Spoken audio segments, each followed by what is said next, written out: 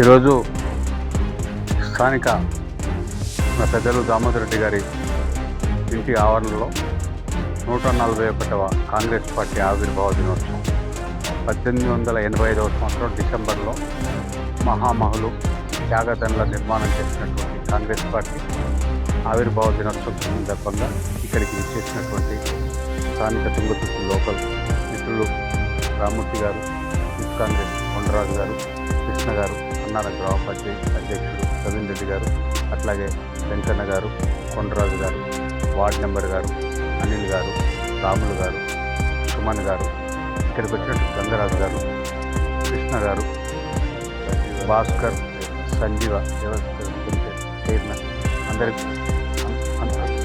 అందరికి కూడా ఆవిర్భావ దినోత్సవ శుభాకాంక్షలు.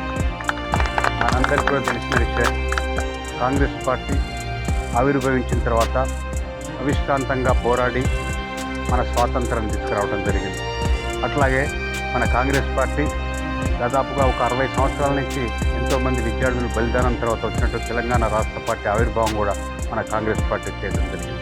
ఈరోజు కాంగ్రెస్ పార్టీ దాదాపుగా 60 సంవత్సరాల పైచిరుకు దేశాన్ని కానీ రాష్ట్రాన్ని కానీ పరిపాలించినటువంటి కాంగ్రెస్ పార్టీ అంచెలంచెలుగా ఆ రోజు స్వాతంత్రం వచ్చినాడు కనీసం ఒక గుండు పిన్ను కూడా తయారు చేసే పరిస్థితిగా లేదు.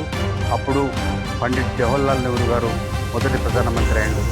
అంచెలంచెలుగా పంచవర్ష ప్రణాళికలు తీసుకొచ్చి నాగర్ సాగర్ లాంటి మహా ప్రాజెక్టులు నిర్మించి ఈరోజు జాతీయ అంకితం చేసినట్టు మన కాంగ్రెస్ పార్టీ చరిత్ర.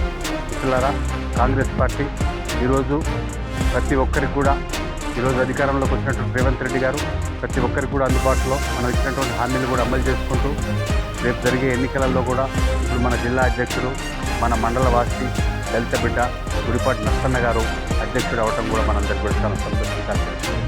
ఇప్పుడు దామోదర్ రెడ్డి గారి మరణం తర్వాత వారి బాధ్యతలు, వారి పుత్రులైనటువంటి పెద్దలు గౌరవనీయులు సర్వోత్తమ్ రెడ్డి గారు పూర్తి బాధ్యతలు వారి నాన్నగారు ఏదైతే సేవ చేసినారో అలాంటి బాధ్యతలు స్వీకరించి ఆ కాంగ్రెస్ పార్టీని ముందుకు తీసుకుపోవాల్సిందిగా కోరుకుంటూ ముగిస్తున్నాను. నమస్కారం. జై కాంగ్రెస్, జై కాంగ్రెస్, జై కాంగ్రెస్, జై కాంగ్రెస్, జై కాంగ్రెస్.